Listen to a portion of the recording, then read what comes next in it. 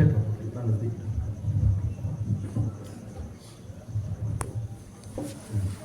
بہت زبردست آپ کو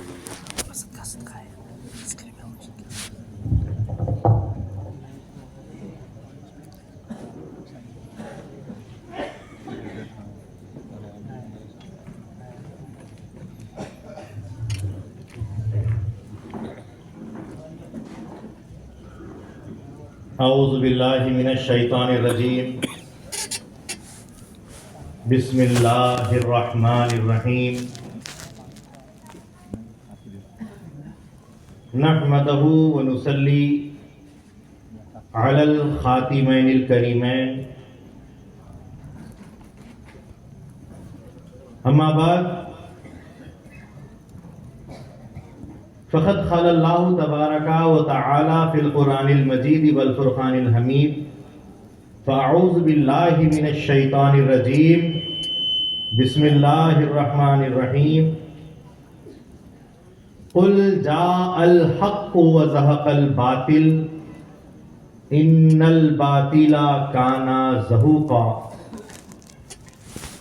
وقال النبی صلی اللہ علیہ وسلم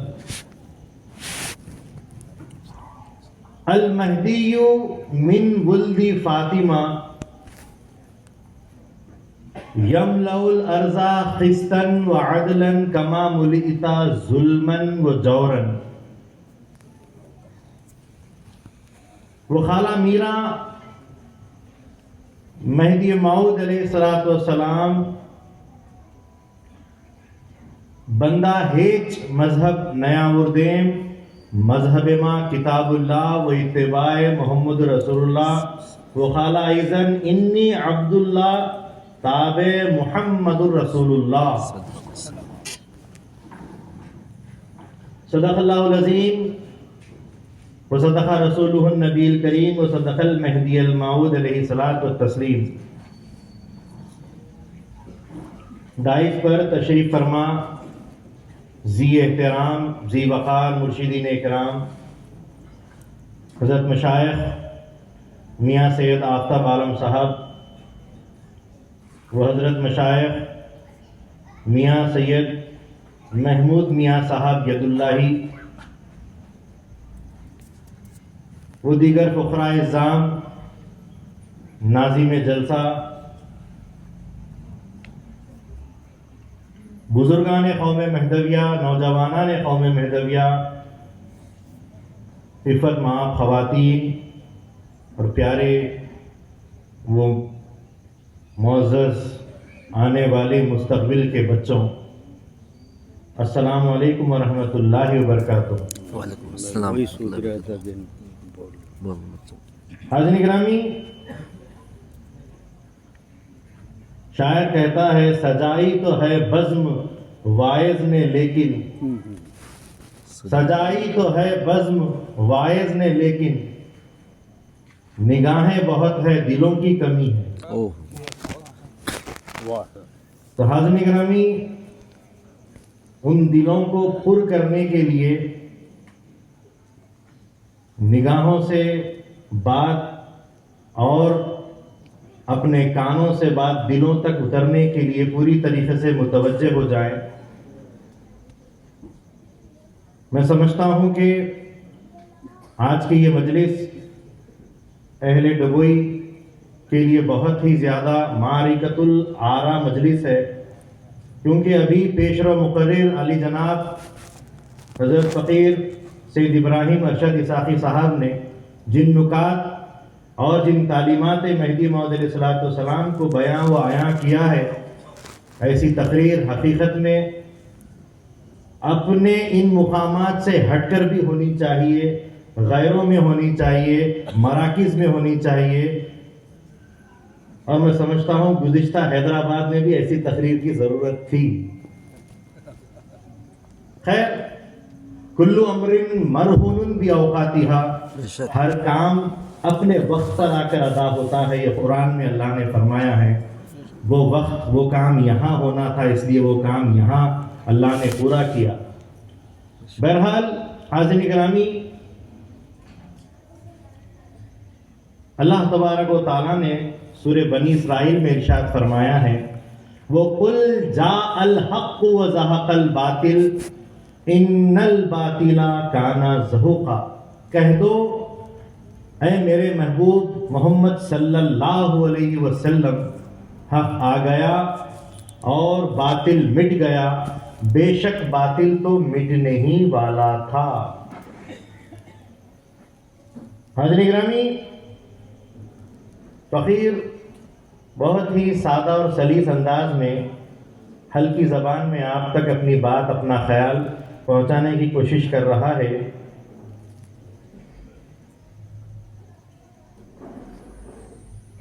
حاضرین گرامی، اللہ تبارک و تعالیٰ نے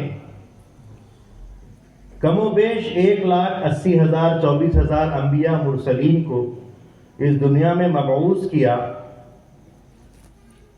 وہ تمام انبیاء اللہ کی جانب سے اللہ کے نائب بن کر آئے ہیں۔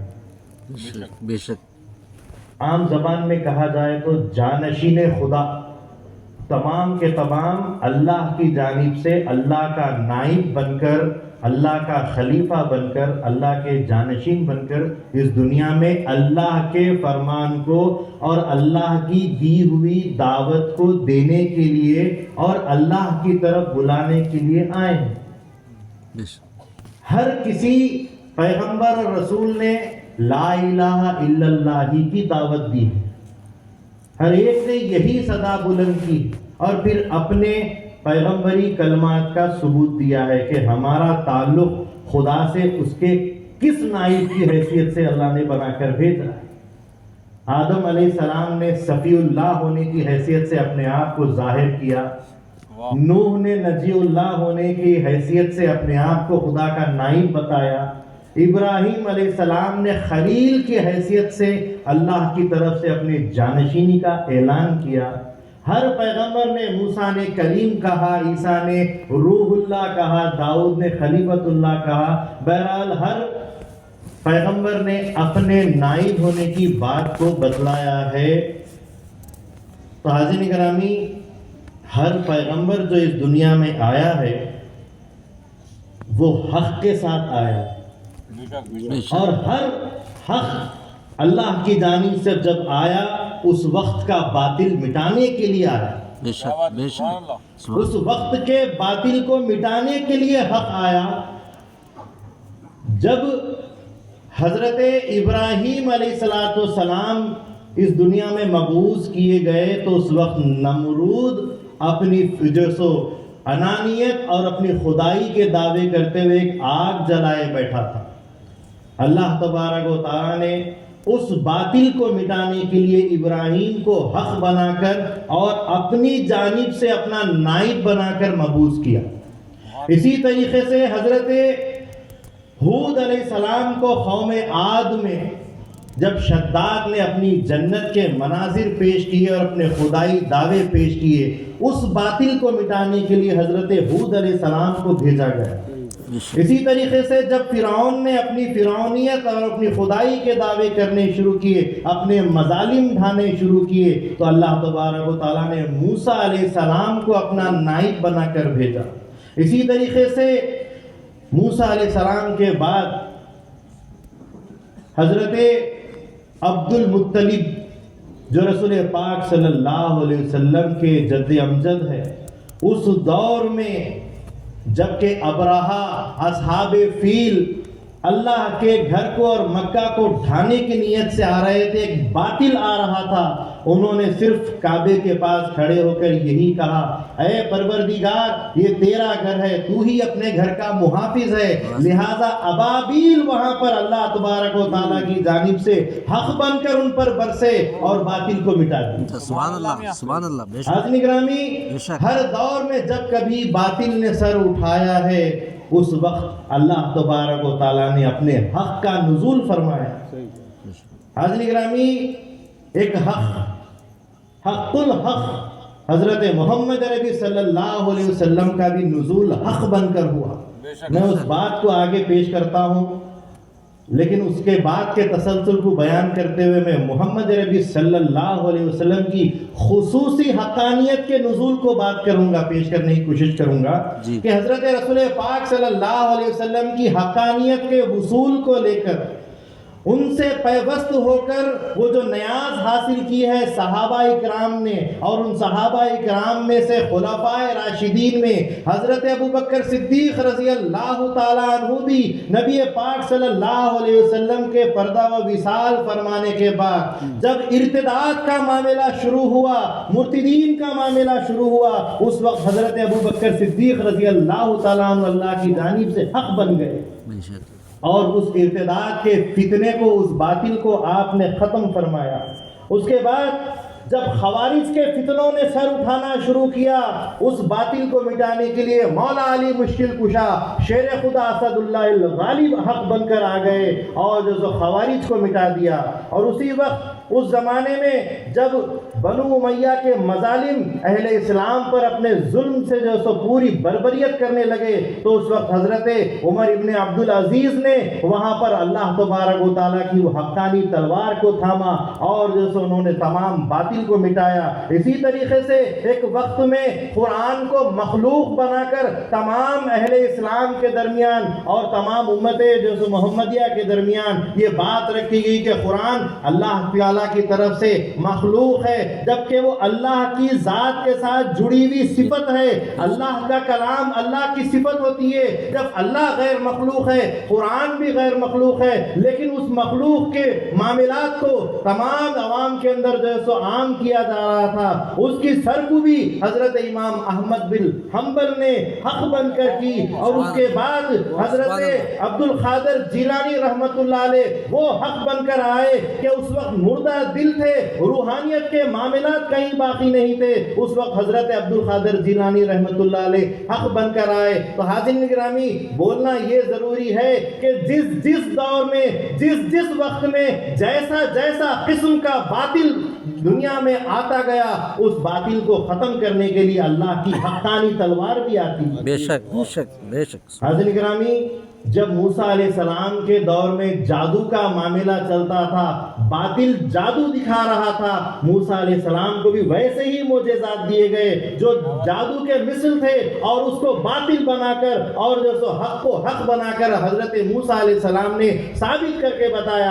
اسی طریقے سے عیسیٰ علیہ السلام کے دور میں بیماریوں اور آسیب کے جو سو دور چلتے تھے، ان بیماریوں کو شفا دینے کی طاقت حق بنا کر حضرت عیسیٰ علیہ السلام کو بھیجا۔ ہر دور میں اللہ تبارک و تعالیٰ نے اس دور کے باطل کو دیکھ کر اللہ تعالیٰ نے اپنے حق کو بیچا۔ تو دور عرب میں، عرب کے مقام پر وہاں پر کیا تھا؟ زبان دانی چلتی تھی، شعر و شاعری چلتی تھی، مکالمے چلتے تھے، قصائد پڑھے جاتے تھے اور گھرانوں پہ فخر کیا جاتا تھا۔ اللہ تبارک و تعالیٰ نے ایسی زبان میں، اسی زبان میں ایسا کلام، ایسا قرآن اتارا کہ وہ ایسا معجزہ بنا جو رسول پاک صلی اللہ علیہ وسلم کے تمام معجزوں میں افضل بنایا گیا۔ اور جو کلمات جو عوام شعراء کے طور پر پیش کرتے تھے، ایک دوسرے سے سال بھر مقابلے کرتے تھے، تو وہ ان کے کلام جو سو اللہ کے گھر کعبۃ اللہ میں تختی بنا کر لٹکائی جاتی تھی، تو وہ تمام سب ملاقات جو لٹکے ہوئے تختیاں ہیں، شاعروں کے کلام ہیں، اس کلام کو ختم کرنے کے لیے اللہ تبارک و تعالیٰ نے نبی پاک صلی اللہ علیہ وسلم کو وہ معجزہ، وہ کلام عطا فرمایا کہ جس کی ایک صورت سورہ کوثر اس دیوار پر کعبۃ اللہ کی لٹکا دی گئی، جس کا جواب آج 1500 سال سے کسی نے نہیں دیا۔ سبحان اللہ۔ یہ اللہ تبارک و تعالیٰ کا حق ہے۔ پورے کلام کی 6666 آیتیں نہیں، بلکہ اللہ تعالیٰ نے خود دعویٰ کر کے فرمایا کہ تم ایک سورت لا لو، ایک آیت لا لو، بلکہ خود پھر بعد میں فرمایا کہ تم نہیں لا سکتے، جتنے بھی امداد تم جو خداؤں سے، تمہارے شیاطین سے کر لو، لیکن تم نہیں لا سکتے۔ کیوں؟ کیونکہ یہ اللہ کا کلام ہے اور یہ معجزہ ہے نبی پاک صلی اللہ علیہ وسلم کا، اور اللہ کے نبی صلی اللہ علیہ وسلم اس معجزے کے ساتھ اس دنیا میں بھیجے گئے۔ جی بے شک بے شک۔ ہر دور میں باطل اپنے طرف سے ایک نئی شبہات لے کر باطل کے جو سو راستوں کو کھولتا تھا، لیکن اللہ تبارک و تعالی ہر باطل کو دیکھتا ہے. انہو لطیف خبیر، وہ ہوا لطیف خبیر، اللہ تعالیٰ لطیف ہے اور ہر چیز کی خبر رکھتا ہے. اللہ تبارک و تعالیٰ نے نبی پاک صلی اللہ علیہ وسلم کی پیدائش کے ساتھ ہی اس آیت کا نزول فرما دیا. یہ صدا پوری دنیا میں، پورے ملک عرب میں گونجی، قل جاء الحق وزهق الباطل ان الباطل کان زہوقا، کہ حق آ گیا اور باطل مٹ گیا.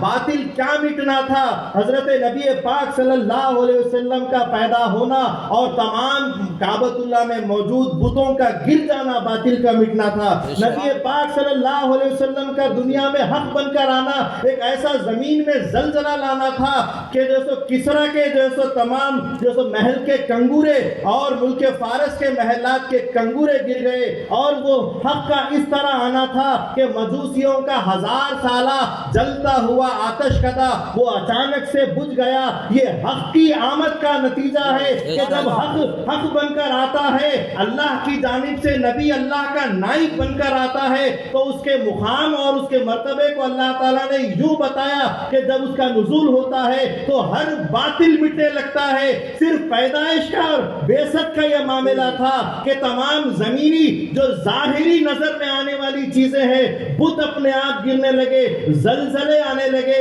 محلات گرنے لگے اور آتش کدے بجھ گئے. یہ اللہ تبارک و تعالیٰ کے حق کے آنے کی دلیل. بے شک بے شک سبحان، بے شک. نبی پاک صلی اللہ علیہ وسلم حق بن کر آئے. اور اس آیت کا اصل شان نزول یہ ہے کہ نبی پاک صلی اللہ علیہ وسلم نے جب فتح مکہ کی، آپ کو جب فتح مکہ حاصل ہوئی تو آپ اپنے تمام 10,000 صحابہ کے ساتھ مکہ مکرمہ میں پہنچے، کعبۃ اللہ میں پہنچے، اور اپنے ہاتھ میں ایک عصا لیے ہوئے ایک ایک بت کو توڑنے لگے. اور توڑتے ہوئے یہ آیت اللہ کے نبی صلی اللہ علیہ وسلم نے تلاوت کی اور فرمائی. شان نزول اس آیت کا ہے، قل جاء الحق وزهق الباطل ان الباطل کان زہوقا. کہہ دو کہ حق آ گیا، باطل مٹ گیا. بے شک باطل تو مٹنے ہی والا تھا. بے شک. حضرت گرامی، یہ آیت، یہ نزول، یہ اللہ تبارک و تعالیٰ کی حق کی نشانیاں یقیناً نبی پاک صلی اللہ علیہ وسلم کے لیے نازل ہوئی، ظاہر ہوئی. لیکن یکایک کیا ہوا کہ 847 ہجری 14 جمادی الاول کا دن، صبح صادق پیر کا وقت، پیر کا دن، صبح صادق کا وقت، اور ایسے میں یہی آیت شیراز ہند جونپور میں گونجنے لگی اور اللہ والوں کے کانوں نے اس آیت کو سنا، جن میں سے کئی ایک بڑے بڑے اولیاء موجود، مشائخین موجود، علماء موجود، صوفیاء موجود، اور ان تمام میں جو زیادہ اہل اللہ تھے، اللہ کے زیادہ قرب جن کو مقام حاصل تھا، انہوں نے یہ بات کو سنی. خصوصاً حضرت مخدوم شیخ دانیال رحمۃ اللہ علیہ، انہوں نے جب یہ سنا فوراً سے فرمایا کہ اللہ کی جانب سے کوئی بڑی برہان نازل ہوئی ہے، کوئی بڑی دلیل نازل ہوئی ہے، اور وقت کے حساب سے یہ مہدی موعود علیہ السلام کا دور خاص لگتا ہے. تو حقیقت میں مہدی موعود علیہ السلام کی جو سو آمد ہوئی ہے. حضرت گرامی، جونپور کے حالات کیا تھے؟ جونپور اس وقت کیا تھا؟ جیسا کہ فقیر نے سب سے پہلے کہا کہ ہر اللہ کی طرف سے آنے والا جو نبی ہوتا ہے اللہ کا نائب ہوتا ہے. مہدی موعود علیہ السلام کے متعلق رسول پاک صلی اللہ علیہ وسلم نے حدیث میں فرمایا، انہو خلیفۃ اللہ المہدی، جی وہ اللہ کا خلیفہ مہدی ہوگا. جب تم ان کے بارے میں سنو تو ان کے پاس پہنچو، اگرچہ کہ برف کی پہاڑیوں سے بھی تم کو رینگ کر جانا پڑے. مطلب کہ کئی راہ میں مشکلات بھی آئیں تو جانا، کیونکہ وہ اللہ کا خلیفہ. خلیفۃ اللہ کا مقام کیا ہے؟ ہر نبی خلیفۃ اللہ ہوتا ہے، بے شک ہر رسول خلیفۃ اللہ ہوتا ہے.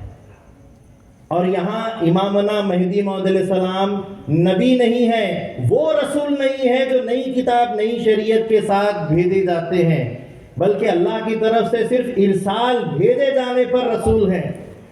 لیکن رسول پاک صلی اللہ علیہ وسلم نے فرمایا وہ مہدی اللہ کا خلیفہ ہے علیہ الصلوۃ والسلام.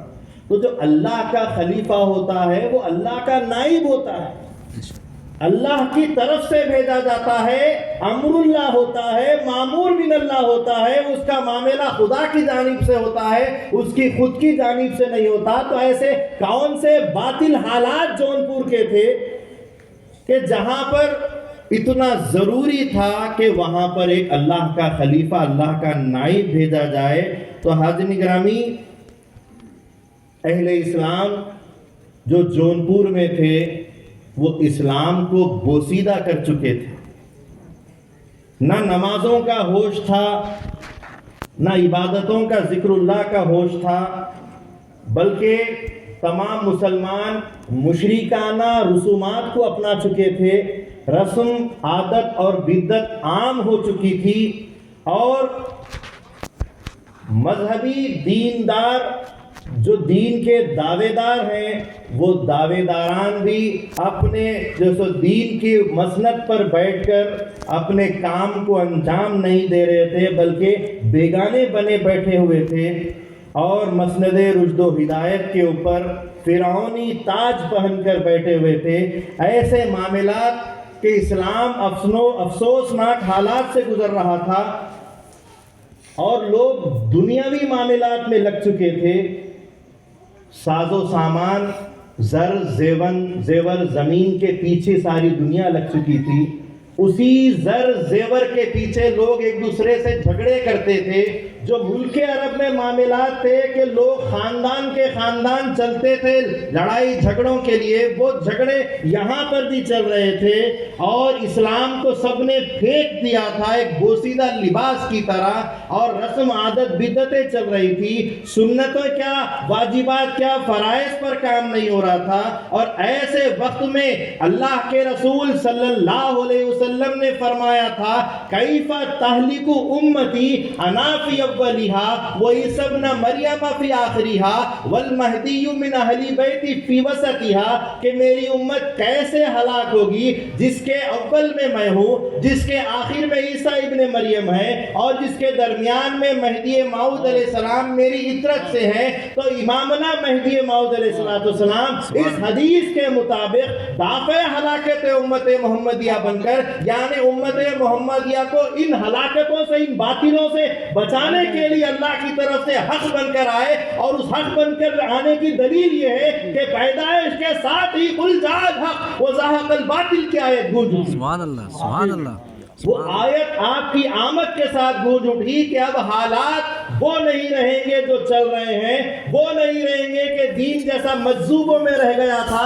اب وہ جاذب بحق شخصیت آئی ہے جو حقیقت میں لوگوں کو دین کی طرف دعوت دے کر لے جائے گی، دین کی دوبارہ سے احیا کرے گی. وہ شخصیت خدا سے ملانے کے لیے آئے گی، سنت نبی صلی اللہ علیہ وسلم کو تازہ کرے گی، شریعت محمدی صلی اللہ علیہ وسلم کو تازہ کرے گی، اور وہ راستہ بتائے گی جس کو صراط مستقیم کہا جاتا ہے. بے شک بے شک. مہدی موعود علیہ السلام کی آمد کی وجہ یہ تھی. مہدی موعود علیہ السلام دافع ہلاکت امت محمدیہ بن کر تشریف لائے، اور جب تشریف لائے اس دنیا میں مبعوث ہوئے، اور حضرت مخدوم شیخ دانیال رحمت اللہ علیہ لوگوں سے پوچھتے ہیں کہ کیا آج کی رات کیا کوئی کسی کے گھر لڑکا پیدا ہوا ہے؟ لوگوں نے بتایا کہ میاں سید عبداللہ کے گھر ایک لڑکا پیدا ہوا ہے. حضرت شیخ مخدوم دانیال رحمت اللہ علیہ گھر جاتے ہیں اور پوچھتے ہیں تو بتلایا جاتا ہے کہ یقیناً میرے یہاں ایک لڑکا پیدا ہوا ہے.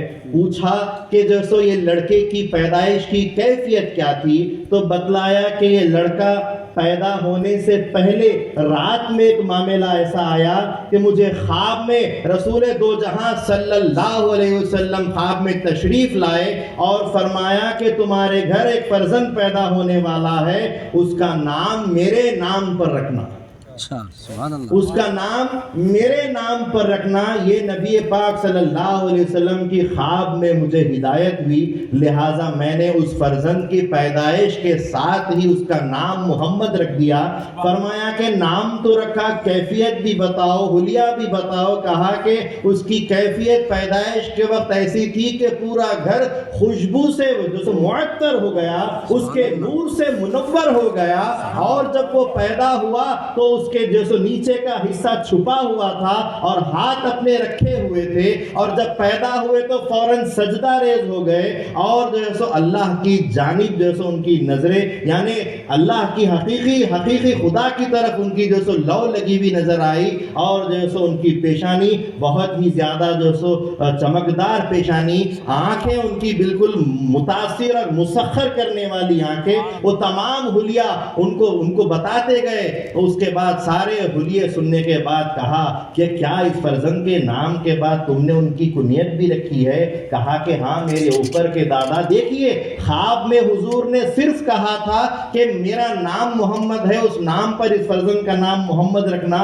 کنیت کے بارے میں خواب میں کوئی ہدایت نہیں دی گئی، لیکن اس کے باوجود اللہ کے نبی صلی اللہ علیہ وسلم نے جو ارشاد فرمایا تھا، اسمہ اسمی، اس کا نام میرا نام ہوگا، اسم والدی اسم والدی، اس کے والد کا نام میرے والد کا نام ہوگا، کنیتہ کنیتی، اس کی کنیت میری کنیت ہوگی، خلقہ خلقی، اس کے اخلاق میرے اخلاق ہوں گے، یشبہ بخلقتی، میری تخلیق کے اوپر اس کی شباہت ہوگی، اور وہ میرا اثر رکھے گا، یخفو اثری ولا یختی، میری تاثیر رکھے گا اور کبھی خطا نہیں کرے گا۔ حضرت مخدوم شیخ دانیال رحمۃ اللہ علیہ یہ ایک چیز دیکھتے جا رہے ہیں، پوچھتے جا رہے ہیں، اور اس کے بعد پوچھتے کیا کنیت بھی رکھی جس کی ہدایت ان کے والد کو رسول پاک صلی اللہ علیہ وسلم نے خواب میں نہیں دی؟ انہوں نے اپنی جانب سے کہا کہ میرے اوپر کے دادا کا نام سید قاسم ہے، اسی سید قاسم کے نام پر میں نے اس فرزند کی کنیت ابو القاسم رکھی ہے۔ سبحان اللہ سبحان اللہ سبحان اللہ۔ تو دیکھیے کتنے مماثل باتیں ہو رہی ہیں۔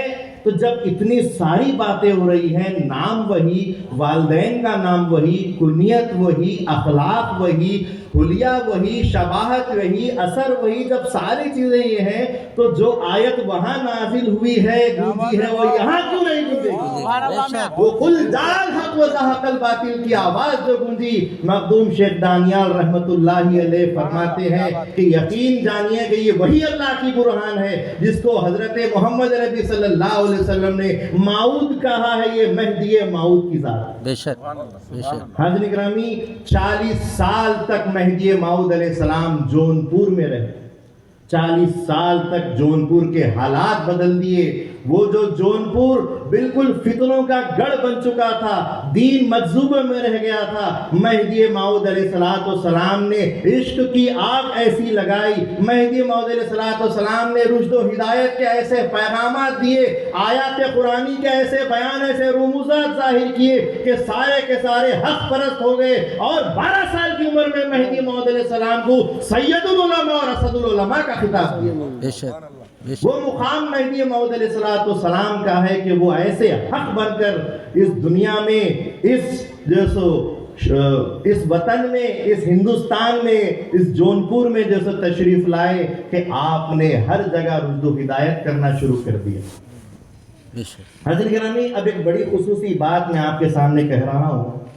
حدیث پاک میں آیا ہے، المہدی من ولد فاطمہ۔ اب یہ تمام جو باتیں ہو رہی ہیں، مہدی موعود علیہ السلام کی طرف لوگ آ رہے ہیں، آپ کو اسد العلماء کا خطاب دے رہے ہیں، آپ کے ہاتھ پر بیعت کرتے جا رہے ہیں۔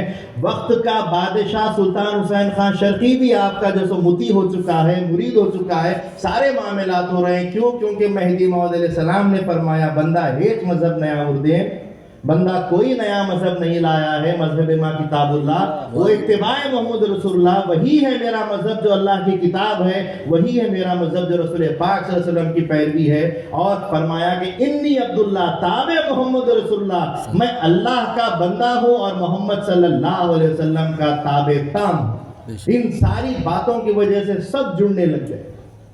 اب ایک حدیث میں اللہ کے نبی صلی اللہ علیہ وسلم فرماتے ہیں، جو طبرانی میں بھی ہے، نسائی میں بھی ہے، اور دیگر کتب میں احادیث کی موجود ہے، ابو داؤد میں ہے وغیرہ وغیرہ۔ اللہ کے نبی صلی اللہ علیہ وسلم نے فرمایا المہدی منی من ولدی فاطمہ، مہدی مجھ سے ہے بی بی فاطمہ خاتون جنت رضی اللہ تعالی عنہا کی اولاد سے۔ یملأ الارض قسطا وعدلا کما ملئتا ظلما وجورا، زمین کو عدل و انصاف سے بھر دیں گے جیسا کہ ظلم و ستم سے بھری ہوگی۔ اب یہاں یہ حدیث اکثر اور بیشتر لوگ بیان کرتے ہیں، اس بیان کے بعد سوال بھی رکھتے ہیں کہ دیکھیے جب مہدی آئیں گے تو پوری زمین کو عدل و انصاف سے بھر دیں گے جیسا کہ ظلم سے بھری ہوگی، اور وہ مہدی آئیں گے تو ایک جنگ کریں گے اور بہت بڑی جنگ ہوگی، اور جو ان کے ساتھ بہت بڑا اسلامی لشکر ہوگا، اور پھر وہ جو فتح حاصل کریں گے۔ یہ ساری باتیں آج سیریا اور فلسطین کی طرف سے آ رہی ہیں، ہمارے نوجوان بھی کر رہے ہیں، اور یہ سوال اس حدیث سے کرتے ہیں کہ حدیث میں آیا ہے کہ مہدی موعود علیہ السلام جب آئیں گے زمین کو عدل و انصاف سے بھر دیں گے جیسا کہ ظلم و ستم سے بھری ہوگی۔ تو اب اس حدیث کو سمجھنے کی کوشش کریں گے کہ واقعتاً مہدی موعود علیہ السلام کے متعلق اس حدیث کی حقیقت کیا ہے۔ دیکھیے اس حدیث میں 4 باتیں ہیں، اس حدیث کے مفہوم میں 4 باتیں ہیں کہ مہدی موعود علیہ السلام جب اس دنیا میں تشریف لائیں گے تو تمام زمین کو یملأ الارض، زمین کو بھر دیں گے، عدلاً و قسطاً، عدل و انصاف سے، کما ملئتا، جیسے کہ بھری ہوگی، ظلماً و جوراً، ظلم اور زیادتی کے ساتھ بھری ہوگی تو اس کو عدل و انصاف سے بھر دیں گے۔ تو روئے زمین کا زمانے مہدی موعود علیہ السلام میں عدل و انصاف سے بھر جانا، یہ حقیقت میں بظاہر درست نہیں ہے۔ نبی پاک صلی اللہ علیہ وسلم کے اس مفہوم کو گہرائی میں جا کر اس کو سمجھنے کی ضرورت ہے کہ زمین کو عدل و انصاف سے جو بھر دیں گے، یہ ظاہری معنی اس کے لینا درست نہیں ہے، کیونکہ امامنا مہدی موعود علیہ السلام پوری زمین کے لیے نہیں، امت محمدیہ کے ناصر اور دافع ہلاکت امت بن کر آئے ہیں۔ اللہ کے نبی صلی اللہ علیہ وسلم نے کیا فرمایا؟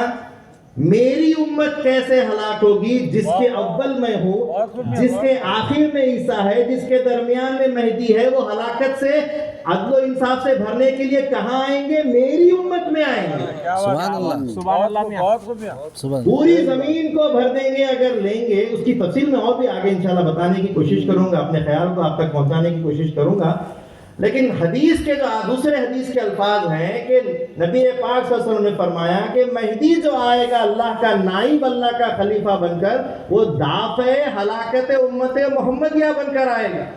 تو جب امت محمدیہ کے ساتھ خصوصیت ہوگی تو پھر ساری زمین میں عدل و انصاف کیسے بھریں گے؟ تو اس سے دافع ہلاکت امت محمدیہ، خاص امت محمدیہ سے ہی مراد ہوں گے مہدی موعود علیہ السلام۔ جو لوگ سچا کلمہ گو ہوں گے، جو لوگ ایمان والے ہوں گے، رسول پاک صلی اللہ علیہ وسلم پر جن کا پورا ایمان ہوگا، وہی لوگ مہدی موعود علیہ السلام کی مہدیت کی قبولیت میں آئیں گے، تصدیق کریں گے، اور انہی کے درمیان مہدی موعود علیہ السلام عدل و انصاف کریں گے کہ وہ امت محمدیہ کو بچانے کے لیے آئے۔ یہ پہلی بات۔ اب دوسری بات، جب ہدایت کی بات ہو رہی ہے، عدل و انصاف کی بات ہو رہی ہے، زمین کے اندر اللہ تعالیٰ کی حقانیت کو بھر دینے کی بات ہو رہی ہے، تو عدالت اور ہدایت کی جب بات ہو رہی ہے تو رسول پاک صلی اللہ علیہ وسلم کے نبوت کے زمانے میں جب ہم نظر کرتے ہیں، جن کی پوری نبوت کی عمر 23 سال گزری ہے، نبی پاک صلی اللہ علیہ وسلم نے 23 سال اپنی نبوت گزاری، اور اپنے پورے 23 سال کے نبوت کے دور میں رسول پاک صلی اللہ علیہ وسلم نے لوگوں کو اسلام کی طرف دعوت دے کر جو بلایا ہے، تو اس دور نبوت میں اسلام صرف حجاز اور یمن کے کچھ مقامات تک پھیلا۔ صحیح بات ہے۔ نبی پاک صلی اللہ علیہ وسلم کی ذات جو محبوب خدا ہے، رحمت للعالمین جس کی ذات ہے، آپ جو سو سید الانبیاء ہے، سید المرسلین ہے، سارے نبیوں کے سردار، سارے رسولوں کے سردار، اللہ تبارک و تعالیٰ کے خاص مقام رکھنے والے محبوب خدا، سارے عالموں کی رحمت جن کو بنا کر بھیجا گیا، جو شفیع المذنبین ہے، جو رحمت للعالمین ہے، وہ اپنے دور میں اپنے نبی ہونے کا، کہ وہ نبی صرف انسانوں کے لیے نہیں، جانوروں کے لیے بھی نبی ہے، انسانوں کے لیے بھی نبی ہے، نبیوں کے بھی نبی ہے، رسولوں کی نبی ہے، وہ رسول صلی اللہ علیہ وسلم اپنے 23 سالہ زندگی میں صرف 2 بڑے بڑے جو سو مقامات، 2 بڑے بڑے ملکوں تک اپنی جو سو نبوت اور رسالت اور اسلام کو پھیلائے، حجاز اور بہت سارا حصہ ملک یمن کا، تو سارے خطوں میں بھی نہیں پھیلی وہاں پر جو سو دعوت اسلام۔ تو جبکہ اللہ کے نبی صلی اللہ علیہ وسلم ساری دنیا کو عدل و انصاف سے نہیں بھرے، تو یہ کیسے ہوگا کہ مہدی موعود علیہ السلام جو ان کے بعد ان کا تابع تام بن کر آئے گا، وہ کیوں کر پوری زمین کو عدل و انصاف سے بھرے گا؟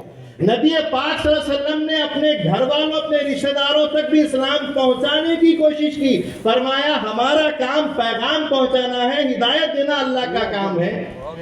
ابو لہب کے پاس آپ گئے، ابو لہب نے ایمان نہیں لایا، بلکہ اس نے تو محمد عربی صلی اللہ علیہ وسلم اور اس ملعون نے مسلمانوں کو تکلیف دی۔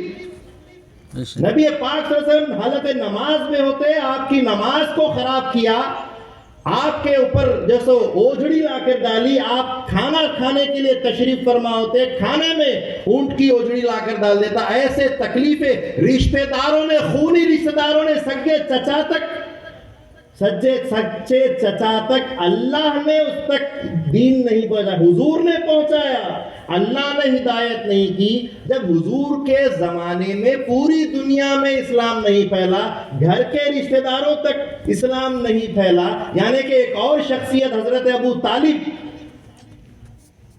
جو موافق دین اسلام تھے، مومن نہیں ہوئے لیکن مومنوں کی مدد کرتے تھے، محمد عربی صلی اللہ علیہ وسلم کی مدد کرتے تھے، حضور صلی اللہ علیہ وسلم کو ہر وقت بچایا کرتے تھے، ان کی پرورش کیے، ان کا ساتھ دیے۔ حضرت محمد عربی صلی اللہ علیہ وسلم نے ہر بار بولا، اے میرے چچا، اے میرے پیارے چچا ابو طالب، ایمان لے آؤ اللہ کی ذات پر، اللہ ایک ہے، ایمان لے آؤ مجھ پر، میں محمد رسول اللہ کا آخری نبی، آخری پیغمبر، آخری رسول ہوں۔ کہا کہ تم محمد ابن عبداللہ ہو، محمد الرسول اللہ نہیں، اور کہا میں اپنے والد عبد المطلب کے دین پر ہوں اور اسی پر آپ کا خاتمہ ہوں۔ موافق بھی رہے لیکن ایمان نہیں پہنچا، مخالف بھی رہے ایمان نہیں پہنچا، گھر کے اطراف میں ایمان نہیں پہنچا، پورے ملک عرب میں ایمان نہیں پہنچا، حجاز اور یمن کے مقامات تک ایمان پہنچا۔ جب حضور صلی اللہ علیہ وسلم سرور کونین، سرور دو جہاں صلی اللہ علیہ وسلم کی ذات ہو کر پوری دنیا میں اسلام نہیں پھیلائی، عدل و انصاف نہیں کیا، تو کیوں کر مہدی موعود علیہ السلام پوری دنیا میں انصاف کریں گے اور مسلمان سب کو کریں گے؟ اگر کریں گے، یہ ایمان ہوگا، تو مہدی موعود علیہ السلام کا مقام حضور سے بھی بڑا ہو جائے گا، افضل و اعلیٰ ہو جائے گا۔ جبکہ رسول پاک صلی اللہ علیہ وسلم نے فرمایا ہے یخفو اثری، وہ میرا اثر رکھتا ہے۔ اللہ کے نبی صلی اللہ علیہ وسلم نے فرمایا بدأ الاسلام غریب سیعود کما بدا، اسلام غریبی میں شروع ہوا، آخری وقت میں بھی غریب ہو جائے گا۔ کیا فرمایا؟ مہدی موعود علیہ السلام کی طرف فرمایا۔ تو حاضرین گرامی، جب حضرت ابو طالب کا انتقال ہو گیا، کلمہ آخری وقت تک نہیں پڑا، اللہ کے نبی صلی اللہ علیہ وسلم کو بہت رنج ہوا، بہت غمگین ہوئے، خاموش ہو گئے۔ تو اس وقت اللہ تبارک و تعالیٰ نے آیت نازل کی، سورہ قصص کی 56ویں آیت اللہ نے نازل کی اور فرمایا اِنَّكَ لَا تَهْدِي مَنْ أَحْبَبْتَ، اے نبی جس کو آپ محبوب رکھتے ہو اس کو ہدایت نہیں دے سکتے. نبی جو نبی الانبیاء ہے، انبیاؤں کے بھی نبی ہے، جو اول تا آخر کے نبی ہے، جن کے نور سے ساری کائنات ہم آپ ہر شے بنی ہے، اس نبی کے لیے اللہ تعالیٰ فرماتا ہے اے نبی لا تہدی من احببتا، انکا لا تہدی من احببتا، آپ اس کو ہدایت نہیں کر سکتے جس سے آپ محبت کرتے ہیں. آگے اللہ فرماتا ہے وَلَٰكِنَّ اللَّهُ يَهْدِي مَن يَشَاءُ، لیکن اللہ جسے چاہتا ہے اس کو ہدایت دیتا ہے. سبحان اللہ. یہ قرآن کی آیت ہے. نبی پاک صلی اللہ علیہ وسلم پوری دنیا میں اسلام نہیں پھیلائے، نبی پاک صلی اللہ علیہ وسلم عدل و انصاف پوری دنیا میں نہیں کیے. خود خدا تعالیٰ فرما رہا ہے کہ آپ ہدایت نہیں دے سکتے، ہدایت دینا ہمارا کام ہے. تو کیوں کر مہدی موعود علیہ السلام ساری دنیا میں ہدایت پھیلائیں گے، جبکہ اللہ کے نبی نے فرمایا صلی اللہ علیہ وسلم المہدی منی یخطو اثری ولا یخطی، میرا اثر رکھے گا اور کبھی خطا نہیں کرے گا. تو حاضرین گرامی، یہی تو مہدی موعود علیہ السلام نے فرمایا کہ انی عبداللہ تابع محمد رسول اللہ صلی اللہ علیہ وسلم. تو اس طریقے سے دو باتیں ہمارے سامنے آ گئی کہ زمین کو عدل و انصاف سے نہیں بھریں گے. اب تیسری بات، اگر ساری دنیا کو عدل و انصاف سے ہدایت دے دیں گے، ساری دنیا میں عدل و انصاف بھر دیں گے، تو قرآن کی آیت کے خلاف بھی ہوگا. سورہ مائدہ کی 48ویں آیت میں اللہ تعالیٰ نے فرمایا ہے وَلَوْ شَاءَ اللَّهُ لَجَعَلَكُمْ أُمَّةً وَاحِدَةً، اگر اللہ چاہتا تو تم سب کو ایک امت بنا دیتا، اگر اللہ چاہتا. ولیکن لیکن اللہ نے ایسا نہیں چاہا. اللہ نے سب کو، پوری سرزمین کو ہدایت نہیں دی. کہیں ہدایت ہے تو کہیں ضلالت ہے، کہیں باطل ہے تو کہیں حق ہے، کہیں دن ہے تو کہیں رات ہے، کہیں نور ہے تو کہیں اندھیرا ہے. کیونکہ فرق کرنے پر، اختلاف کرنے پر ہی ایمان بتایا جا سکتا ہے. بے شک بے شک. جب اختلاف ختم ہو جائے گا تو دین بھی ختم ہو جائے گا. سارے ٹھیک ہو جائیں گے تو پھر گناہگار کون ہوگا، خطاوار کون ہوگا، دوزخ کس کے لیے رکھی گئی. اسی لیے اللہ تعالیٰ نے فرمایا وَلَوْ شَاءَ اللَّهُ لَجَعَلَكُمْ أُمَّةً وَاحِدَةً، اگر اللہ چاہتا تو سب کو ایک امت بنا دیتا. ولیکن لیکن اللہ نے نہیں کیا. لِنَبْلُوكُمْ، تاکہ تم کو آزمائے، مَا آتَاكُمْ، جو کچھ کہ تم نے حاصل کیا ہے، تم نے کمایا ہے. تم نے کفر کمایا ہے تو اس سے آزمائش میں ڈالے گا. تم نے ایمان کمایا ہے تو اس سے تمہاری پرسش ہوگی. تو اس طریق سے بھی امت ایک امت نہیں ہو سکتی، ایک انصاف نہیں ہو سکتا، ایک طریق، ایک راستہ نہیں ہو سکتا. اور اللہ کے نبی صلی اللہ علیہ وسلم نے ترمذی شریف میں ایک حدیث فرمائی ہے. حدیث کے الفاظ ہیں افترقت الیہود علی 71 او 72 فرقۃ. اللہ کے نبی صلی اللہ علیہ وسلم فرماتے ہیں کہ یہودی اور نصرانی والنصارى مثل ذلك، یہودی اور نصارہ، اہل یہود اور اہل نصارہ وہ بانٹ دیے جائیں گے 71 یا 72 فرقوں میں. اللہ کے نبی صلی اللہ علیہ وسلم کے الفاظ دیکھیے کہ حضور فرما رہے ہیں کہ یہودی 71 یا 72 فرقوں میں بانٹ دیے جائیں گے. وَسَتَفَرَّقَتِ الْأُمَّةِ عَلَى 73 فِرْقَةً، اور میری امت 73 فرقوں میں بانٹ دی جائے گی. حضور صلی اللہ علیہ وسلم کیا فرما رہے ہیں کہ یہودی اور نصرانی، نصارہ اور یہود 72 فرقوں میں بانٹے جائیں گے. اور جو میری امت ہوگی، یہ میری امت کی بات ہو رہی ہے، یہ میری امت کی ہلاکت کی بات ہو رہی ہے. اور اس امت کے اندر 73 فرقے کر دیے جائیں گے. تو صحابہ نے پوچھا، حضور نے فرمایا کلھا فی النار، جو یہود ہوں گے، جو نصارہ ہوں گے، اور میری امت میں جو 73 فرقے ہوں گے، کلھا فی النار، سارے کے سارے دوزخ میں ڈال دیے جائیں گے. دیکھیے عدل و انصاف کہاں ہے. اللہ کے نبی صلی اللہ علیہ وسلم نے تمام مسلمانوں کو ایک جگہ ایک انصاف پر ایک اسلام پر جمع نہیں فرمایا، ساری زمین کو اسلام میں نہیں بدلا، بلکہ فرمایا کلھا فی النار الا واحدہ، سارے کے سارے دوزخ میں جائیں گے سوائے ایک کے۔ قیلا کہا گیا من ہی یا رسول اللہ، وہ کون ہوں گے جو نہیں جائیں گے، وہ ایک کون ہے؟ قال ما انا علیہ و اصحابی، وہ ہوں گے جس پر میں اور میرے صحابہ۔ کتنے بتلائے؟ عرب بتایا، مکہ بتایا، مدینہ بتایا، حجاز بتایا، یمن بتایا، عراق بتایا، کیا بتایا؟ جس پر میں اور میرے صحابہ، ہم کسی زمین سے تعلق نہیں رکھتے، ہم کسی خطے سے تعلق نہیں رکھتے۔ اللہ کے نبی نے فرمایا کہ بچے گا کون؟ جس پر میں اور میرے صحابہ ہوں گے، اور میرے صحابہ جہاں ہوں گے وہاں بچیں گے۔ اصحابی کالنجوم، میرے صحابہ تاروں کی طرح ہے۔ بِأَيِّكُمْ اقتدیتم، جس کسی کی بھی پیروی کرو گے تم نجات پاؤ گے، ہدایت پاؤ گے، لیکن میرے صحابہ کا تعلق زمینی قطاعت سے نہیں۔ سبحان اللہ، سبحان اللہ۔ حاضرین گرامی، اسی طریقے سے پیشوا مقرر نے جو آیت پیش کی تھی مَن یرتد منکم عن دینہ فسوف یأتی اللہ بقوم، کیا سمجھتے ہو کہ تم پھر جاؤ گے؟ پھر رہے ہیں، پلٹ رہے ہیں۔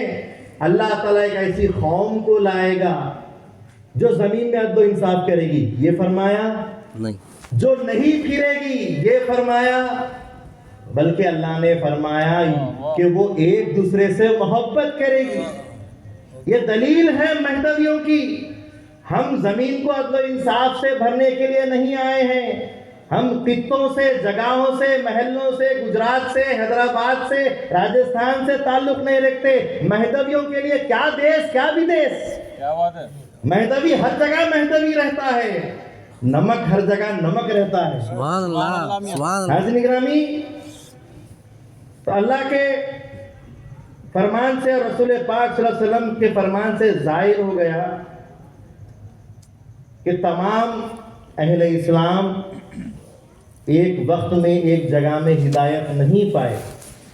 کسی بھی نبی نے پوری دنیا میں عدل و انصاف نہیں کیا، تو پیغمبر رسول صلی اللہ علیہ وسلم کیوں کر پوری زمین میں عدل و انصاف اور اسلام پھیلائیں گے؟ جب کسی 1,80,000 انبیاء نے نہیں کیا تو مہدی موعود علیہ السلام کیوں کر کریں گے؟ اور اس کی آخری دلیل بھی یہ ہے کہ سارے افراد انسان کا روئے زمین پر عدالت اور ہدایت پہ جمع ہونا اس بات سے بھی خلاف ہے کہ اللہ تعالیٰ کی مشیت میں ہی نہیں ہے کہ سارے کے سارے ہدایت پہ آ جائیں، کچھ ضلالت پہ رہیں تو کچھ ہدایت پہ رہیں، اسی لیے کرامن کاتبین رکھے گئے ہیں۔ اچھا، اگر ہدایت ہی ہدایت ہوتی تو کرامن کاتبین میں دونوں بھی بھلائی لکھنے والے ہوتے، کوئی برائی لکھنے والا نہیں ہوتا۔ اللہ تبارک و تعالیٰ نے سورہ یونس کی 99ویں آیت میں ارشاد فرمایا، جو اللہ کی مرضی ہے وہ بتا رہا ہے اللہ، وَلَوْ شَاءَ، اگر اللہ چاہتا، ربو کا تیرا رب اگر چاہتا، لَآمَنَ مَنْ فِي الْأَرْضِ كُلُّهُمْ، اگر اللہ چاہتا تو زمین میں جتنے ہیں سب کو ایمان دے دیتا، سب کو ہدایت دیتا، کلھم جمیعا، قرآن کی آیت ہے سورہ یونس کی 99ویں آیت میں۔ اگر اللہ چاہتا تو اللہ تبارک و تعالیٰ ساری زمین میں لَآمَنَ مَنْ فِي الْأَرْضِ كُلُّهُمْ جَمِيعًا، سب کو ایمان دے دیتا۔ وہ أَفَأَنْتَ تُكْرِهُ النَّاسَ حَتَّى يَكُونُوا مُؤْمِنِينَ، اور تم کیا زبردستی کرو گے لوگوں کو مومن بنانے کی؟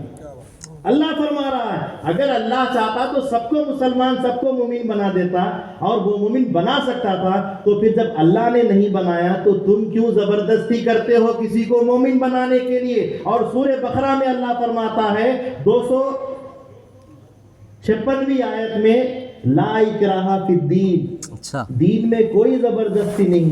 مہدی موعود علیہ السلام نے جب اپنا پہلا دعویٰ سبحان اللہ، سبحان اللہ، رکن و مقام کے درمیان میں 901 ہجری میں فرمایا، حدیث کے الفاظ ہے اس دعوے کے تعلق سے کہ مہدی جب دعویٰ کرے گا تو سوتوں کو نہیں جگائے گا، بیٹھوں کو نہیں اٹھائے گا، گا بلکہ کہے گا اللہ کا حکم ہو رہا ہے اور بندہ اپنی مہدیت کا اعلان کرتا ہے۔ مہدی موعود علیہ السلام کسی زمین کسی خطے سونے والوں کو بیٹھنے والوں کو لوگوں کو لیے نہیں، اللہ کے حکم سے آئے، اعلان کیے، ماننے والوں نے مانا، سننے والوں نے سنا اور ایمان لانے والوں نے ایمان کا لائے۔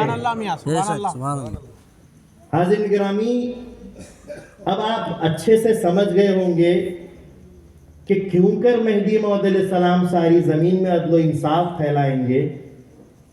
تو پھر فلسطین میں اور سیریا میں مہدی موعود علیہ السلام کے جو نعرے لگ رہے ہیں، مہدی آئیں گے ہم کو بچائیں گے، ایک جنگ ہوگی، یہ سارے دلائل سے وہ بات بھی زائل ہو جاتی ہے کہ مہدی موعود علیہ السلام کوئی جنگی معاملہ کرنے کے لیے بلکہ اس جنگ کے لیے آئے ہیں جو تمہارے دلوں میں ہے۔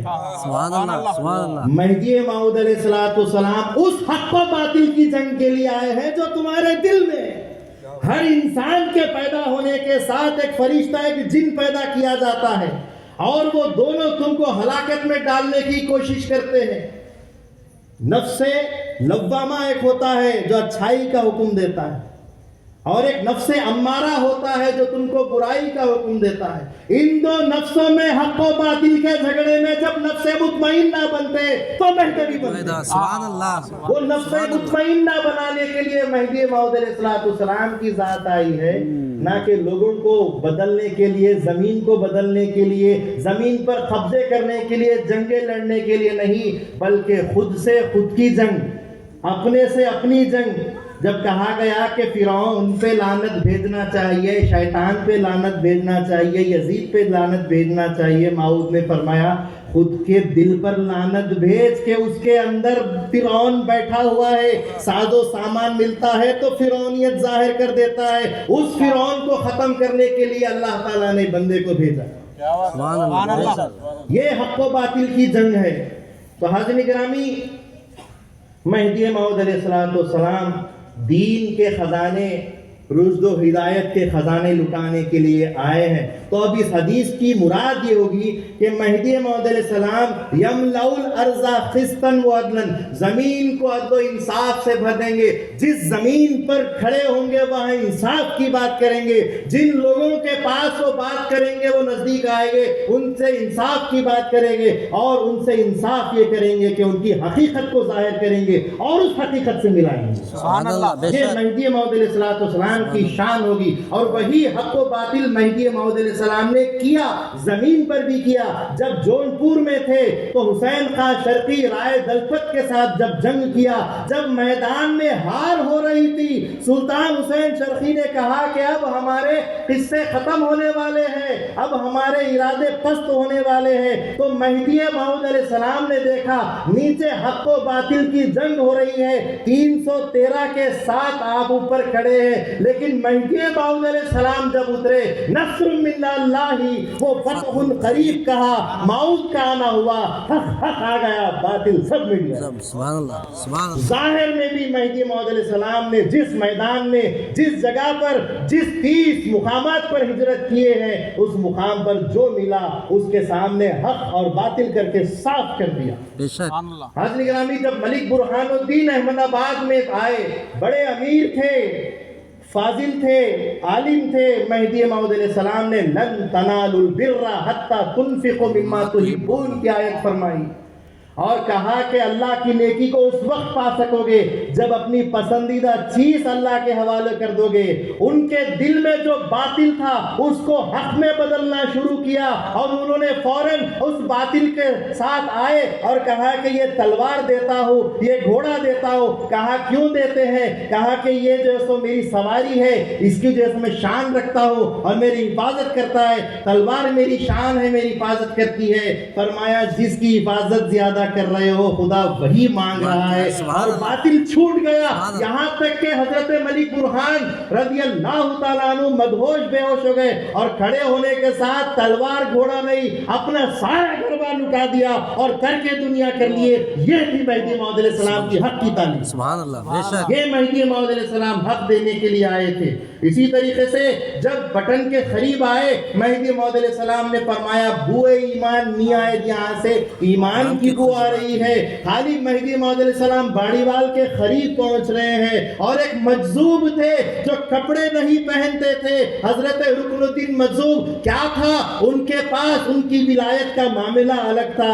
وہ ایک الگ راستے سے چل رہے تھے لیکن اللہ کی جانب سے جو حق بن کر حق ہو کر حق پھیلانے کے لیے جب آیا تو دور سے ہی حضرت رکن الدین مجذوب کی ولایت میں تاثیر آنے لگی. وہ اثر جو رسول پاک صلی اللہ علیہ وسلم نے فرمایا یخفو اثری وہ اثر ان کے پاس ابھی قریب نہیں آئے ہیں. دور سے ہی اس روحانیت کا اثر آنے لگا جاذبیت آنے لگی وہ نیاز ملنے لگی. کہا کہ لاؤ کپڑے آنکھوں والا آ گیا ہے وہ حق والا آ گیا. سبحان اللہ سبحان اللہ. ولیوں کے اندر مجذوبوں کے اندر بھی باطل کو آپ نے مٹا دیا اور حق کی شمع آپ نے روشن فرمائی. اسی طریقے سے ایک آخری بات کرتے ہوئے اپنی بات کو میں ختم کرتا ہوں.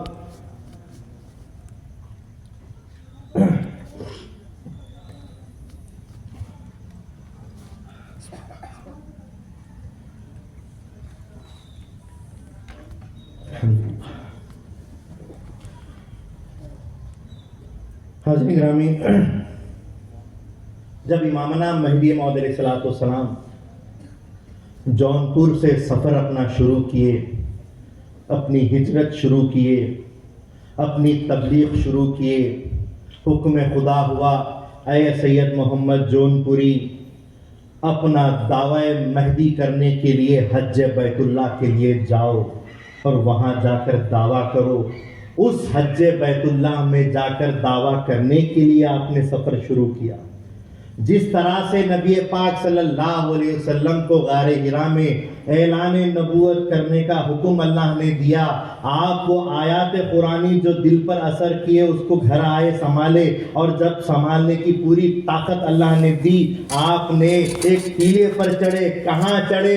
مکہ میں چڑھے. وہیں چڑھے جہاں نبی پاک صلی اللہ علیہ وسلم چڑھے ہیں. مہدی بھی وہیں چڑھے وہیں مکہ میں دعویٰ کیا جہاں رسول اللہ صلی اللہ علیہ وسلم نے دعویٰ کیا. اللہ کے نبی صلی اللہ علیہ وسلم نے کہا میں اللہ کی دعوت دیتا ہوں اور میرے محمد میرے جیسے نبی اور رسول ہونے کی تم کو دعوت دیتا ہوں. یہ نبی پاک صلی اللہ علیہ وسلم نے کہاں دعوت دی تھی؟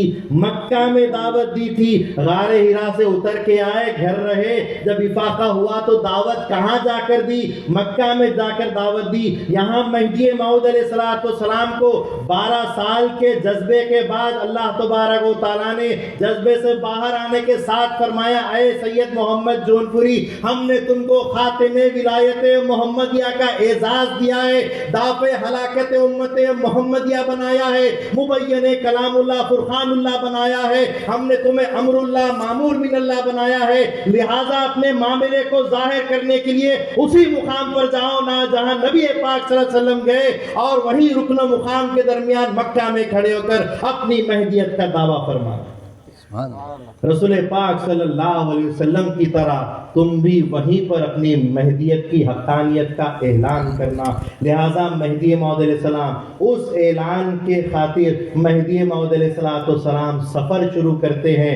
جونپور سے نکلے دانا پور گئے, دانا پور سے نکلے کالپی گئے, کالپی سے نکلے چندیری گئے, چندیری سے نکلے چاپانیر گئے, چاپانیر سے نکلے مانڈو گئے, مانڈو سے نکلے دولت آباد گئے, دولت آباد سے نکلے احمد نگر گئے, احمد نگر سے نکلے برہان پور گئے, برہان پور سے نکلے گلبرگہ گئے, بیدر گئے, چیتا پور گئے, گلبرگہ گئے, بیجاپور گئے, پھر وہاں سے ڈابل بندرگاہ گئے, وہاں سے جدہ کے لیے جہاز کا سفر کیا, جدہ گئے, جدہ سے پھر مکہ گئے اور وہاں جا کر دعویٰ کیا. اور اس کے بعد رسول پاک صلی اللہ علیہ وسلم نے فرمایا تھا خراسان کا ذکر کیا تھا کہ خراسان کی برف کی پہاڑیوں سے بھی جانا پڑے تو مہدی کو جو سو ماننا.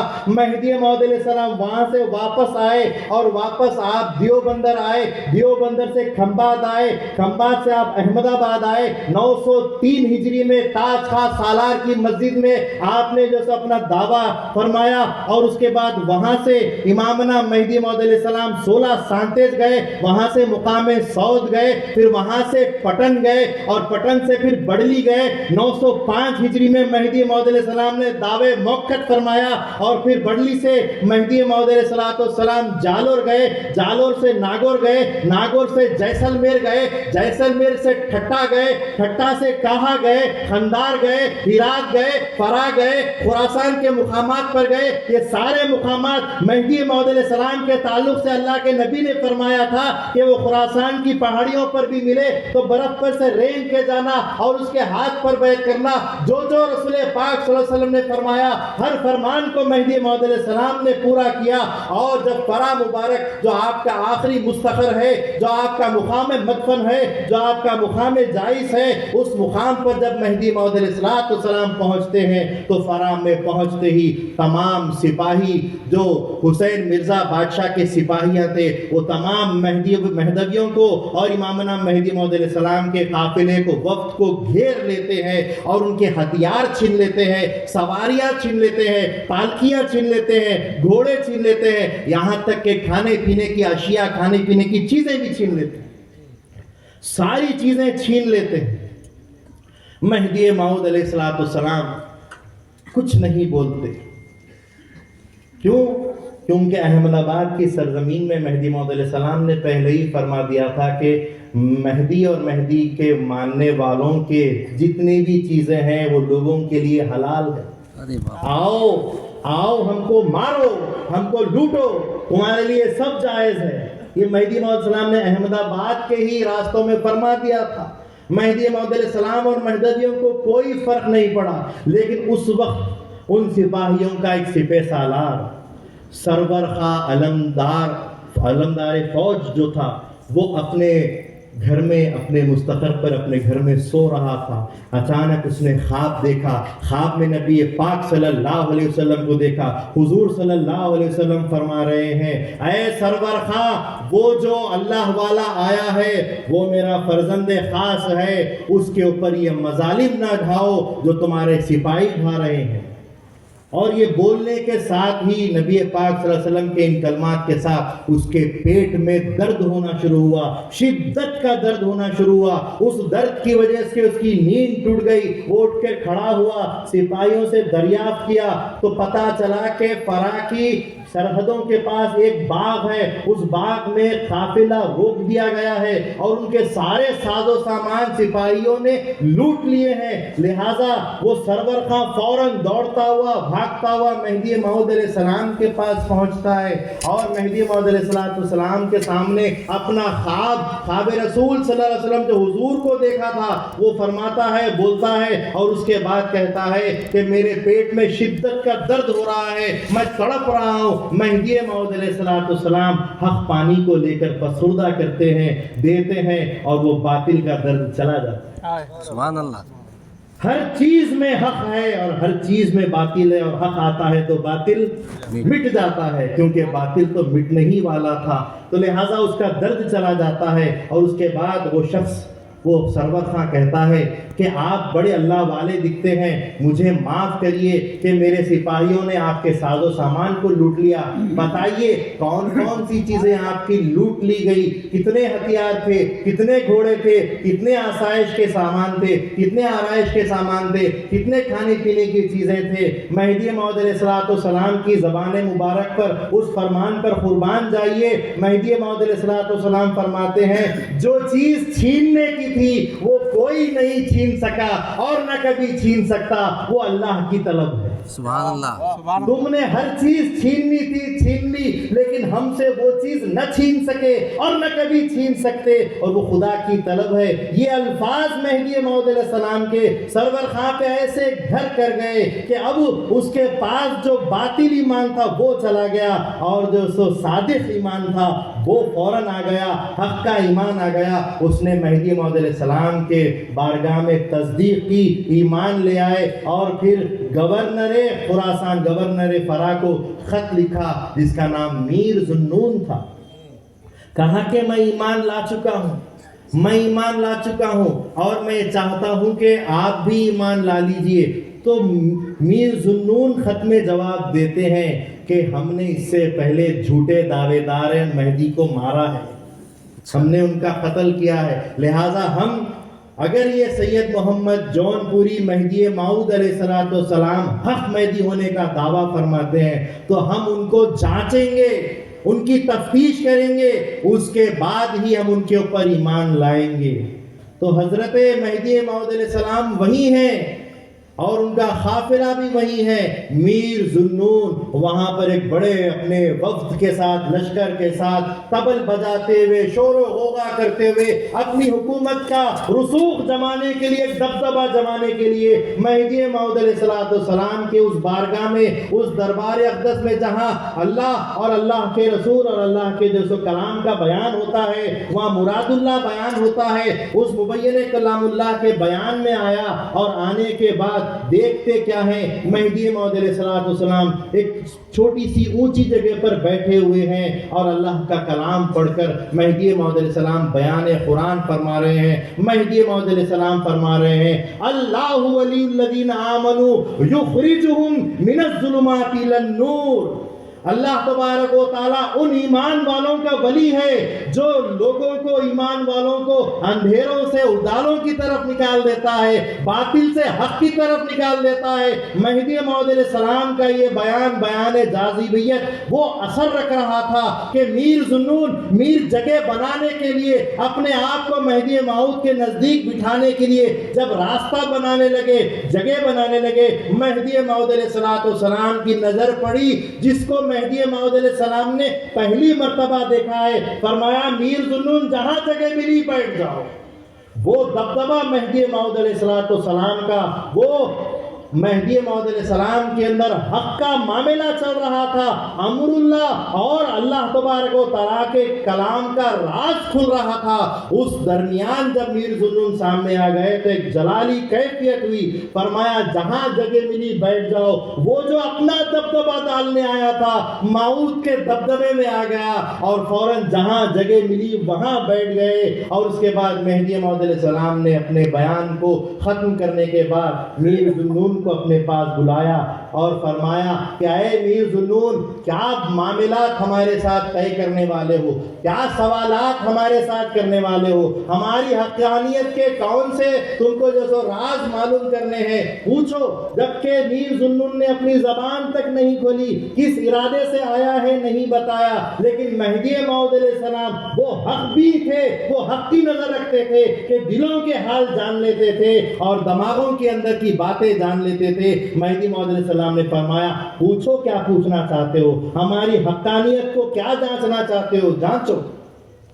میر ذوالنون نے کہا ہم نے حق مہدی موعود علیہ السلام کے تعلق سے، جو حق مہدی ہوگا، جو موعود ہوگا، اس کے تعلق سے سنا ہے کہ ہتھیار اس کے اوپر کام نہیں کرتا.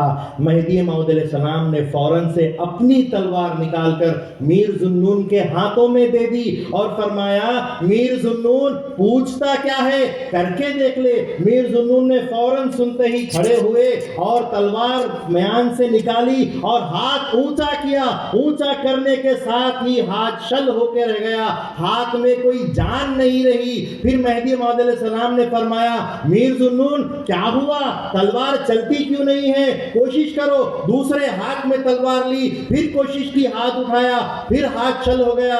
پھر دوسرا ہاتھ کوئی فاقہ ہوا، پھر تیسری مرتبہ بھی کوشش کی اور پھر ہار گیا. اور ہارنے کے بعد کہنے لگے کہ مہدی موعود علیہ السلام پر واقعی تلوار کام نہیں کرتی. تو مہدی موعود علیہ السلام نے اس حدیث کا مقام و مرتبہ، اس کی مراد مہدی موعود علیہ السلام نے سمجھائی کہ ہتھیار کا کام کاٹنا، پانی کا کام ڈبونا، آگ کا کام جلانا، یہ تینوں بھی مہدی پر صادر نہیں ہوگی. اس کا مفہوم یہ ہے کہ مہدی موعود پر کوئی غلبہ نہیں پا سکتا. جو حق مہدی ہوگا اس کے اوپر کوئی غلبہ نہیں پا سکتا کہ رسول پاک صلی اللہ علیہ وسلم پر بھی کوئی غلبہ نہیں پا سکتا۔ نبی پاک صلی اللہ علیہ وسلم کی یہ خصوصیت ہے کہ نبی پاک صلی اللہ علیہ وسلم اپنے بستر مرگ تک آخر تک پہنچے اور بستر پر اپنی وفات اور وصال پائے ہیں۔ یہ رسول پاک صلی اللہ علیہ وسلم کی رسالت کا ایک ثبوت ہے کہ اللہ نے فرمایا آپ پر غالبانہ ہم پر غالبانہ ہے، یہ ناممکن ہے۔ اسی طریقے سے مہدی پر غالبانہ رسول اللہ پر غالبانہ ہے، کیونکہ مہدی موعود علیہ السلام رسول اللہ کا اثر رکھتے ہیں۔ المہدی منی یخفو اثری، میرا اثر رکھتے ہیں۔ جب محمد پر غالب نہیں آ سکتے صلی اللہ علیہ وسلم تو مہدی پر بھی غالب نہیں آ سکتے۔ سبحان اللہ۔ حاضرین گرامی، وہ سمجھ گئے، ہتھیار چھوڑ دیا۔ اس کے بعد کہنے لگے کہ میرا ایک سوال ہے۔ کہا کہ پوچھو۔ کہا کہ اللہ کے نبی صلی اللہ علیہ وسلم نے فرمایا ہے، یہ بھی ہمارے نوجوانوں کو سیکھنا چاہیے، یہ بات بھی معلوم ہونی چاہیے کہ اللہ کے نبی صلی اللہ علیہ وسلم نے فرمایا کہ دنیا و ما فیہا میں جتنے بھی ایمان والے ہیں ان تمام ایمان والوں سے سب سے بڑا ایمان ابو بکر رضی اللہ تعالیٰ عنہ کا ایمان۔ اگر ایک پلڑے میں ابو بکر صدیق رضی اللہ تعالیٰ عنہ کا ایمان رکھ دیا جائے اور پوری دنیا کے مومنوں کا ایمان دوسرے پلڑے میں رکھ دیا جائے، ابو بکر صدیق رضی اللہ عنہ کا ایمان بھاری ہوگا۔ آپ بتلائیے کہ اللہ کے رسول صلی اللہ علیہ وسلم کے بعد سب سے زیادہ بڑا ایمان کس کا ہے؟ سب سے بڑا مقام کس کا ہے؟ ابو بکر صدیق کا ہے یا نہیں؟ جو آج بھی بہت سارے لوگ سوال کرتے ہیں کہ خلیفہ رسول ابو بکر صدیق کا مقام سب سے بڑا حضور کے بعد ہے۔ اللہ کے خلیفہ مہدی موعود علیہ السلام نے فرمایا تم نے موازنے میں ابو بکر اور پوری امت کے مسلمانوں کا ایمان رکھا ہے۔ میں تم سے پوچھتا ہوں، اگر ایک ترازو میں حضور کا ایمان رکھ دیا جائے اور دوسرے ترازو میں ابو بکر رضی اللہ تعالیٰ عنہ کا ایمان رکھ دیا جائے، بتاؤ کس کا ایمان بھاری ہوگا؟ کہا کہ کیا پوچھنا، حضور کا ایمان سب سے بھاری ہوگا۔ کہا کہ میں وہی ایمان لے کر آیا، سبحان اللہ۔ میں وہی ایمان رکھتا ہوں کہ یخفو اثری کا مقام ہے میرا، سبحان اللہ۔ یہ مقام ہے میرا۔ اور اس کے بعد آیت کی تلاوت فرمائی۔ مہدی موعود علیہ السلام نے فرمایا وَمَا كَانَ اللَّهُ لِيُعَذِّبُهُمْ وَأَنْتَ فِيهِمْ، اللہ تعالیٰ ان پر عذاب کیسے دے جبکہ حضور آپ ان کے درمیان ہے، وہ بے ایمان ہے لیکن آپ ایمان والے ہیں، تو آپ کے ہونے سے ان کو نہیں تکلیف دی جا سکتی، ان پر عذاب نہیں آ سکتا۔ تو جہاں حضور کے ایمان کی بات ہو رہی ہے وہاں مہدی موعود کا ایمان بھی وہی مقام رکھتا ہے۔ بے شک۔ اس کے بعد سوال کیا کہ ہم نے قرآن کی آیت پڑھی ہے لا تدرک الابصار وہو یدرک الابصار وہو لطیف الخبیر، کہ آنکھیں اس تک نہیں پہنچتی، وہ آنکھوں تک پہنچتا ہے۔ اس کی تفہیم کیجئے کہ آپ دیدار خدا کی بات کرتے ہیں اور اللہ تعالیٰ فرماتا ہے لا تدرک الابصار، کہ اللہ تعالیٰ تک آنکھیں نہیں پہنچ سکتی۔ تو امامنا مہدی موعود علیہ السلام فرماتے ہیں یقیناً آنکھیں اس تک نہیں پہنچتی، لیکن جب وہ چاہتا ہے، وہ جب اس کی مرضی ہوتی ہے کہ اس کی آنکھوں تک پہنچوں، تو اس کی آنکھیں وہ بنا دیتا ہے کہ وہ خدا تعالیٰ تک پہنچ جاتا ہے۔ بے شک۔ وہ مہدی موعود علیہ السلام نے فرمایا من کان فی ھذہ اعمی فہو فی الآخرۃ اعمی، جو دنیا کا اندھا ہوگا وہ آخرت کا اندھا ہوگا۔ اور رسول پاک صلی اللہ علیہ وسلم نے دیدار کی دعوت پیش کی ہے کہ میں بلاتا ہوں تم کو اللہ کے راستے پر، اس راستے پر جو دیدار کا راستہ ہے میں بلاتا ہوں، اور میرے بعد مہدی موعود بھی بلاتا ہے۔ جب دیدار کی بات ہے اور دیدار دنیا میں کی بھی بات ہو رہی ہے تو پھر اندھے کیسے رہیں گے، اور پھر اللہ تعالیٰ کا ادراک کیوں کر نہیں ہوگا؟ اگر وہ رب قدیر دکھانے کے لیے آئے تو کیوں نہیں دیکھ سکتے؟ تم نہیں دیکھ سکتے، مگر وہ جب اس کی مرضی سے دکھانا چاہتا ہے تو دیکھ سکتے ہیں۔ یہ مہدی موعود علیہ السلام نے ان 3 سوالات کے جواب دیے۔ حضرت میر ذوالنون نے کہا کہ میں کچھ دیر کا وقفہ چاہتا ہوں، میں کچھ دیر کے لیے کہیں جانا چاہتا ہوں. اجازت لی, گئے, اور کچھ دیر بعد واپس آئے. اللہ کی طرف سے ہدایت ملی اور انہوں نے فوراً کہا آمنا و صدقنا, میں ایمان لایا اور میں نے تصدیق کی. اس طریقے سے مہدی موعود علیہ السلام نے ہر دور میں جہاں جہاں بھی جس زمین پر قدم رکھا, چاہے وہ ہندوستان کی سرزمین تھی, مکہ مکرمہ کی سرزمین تھی, یا پھر جیسو ہندوستان سے ہٹ کر خراسان کی زمین تھی, جہاں جہاں جس دور کے بادشاہ کے پاس آپ نے قدم رکھا, جس خطے میں آپ نے قدم رکھا, جس زمین پر قدم رکھا, آپ نے ہدایت کی بات کی, آپ نے عدالت کی بات کی, آپ نے انصاف کی بات کی. جو آپ سے ملا وہ متاثر ہوا, کبھی ابھی ایمان لایا, تھوڑی دیر بعد ایمان لایا, کچھ دن اور بعد ایمان لایا, لیکن جو مہدی موعود علیہ السلام سے ملا وہ ایمان کے بغیر نہ رہ سکا.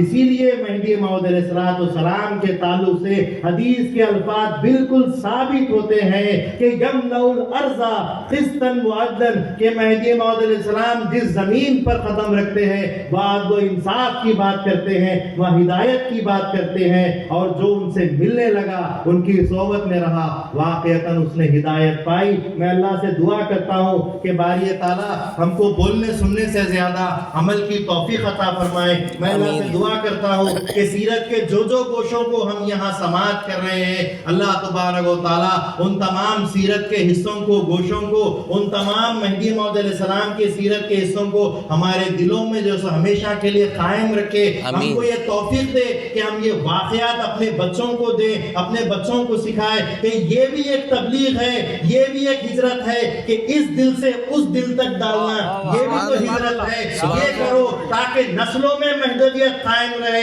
اور مہدی کا وہ فرمان باقی رہے کہ مہدی وہ مہدویہ قیامت باشد. اللہ سے دعا ہے اللہم احیینا فی المہدویین و امتنا فی المہدویین واحشرنا یوم القیامت فی زمرۃ المہدویین. آمین. وآخر دعوانا الحمدللہ رب العالمین. آمین آمین. سبحان اللہ. سبحان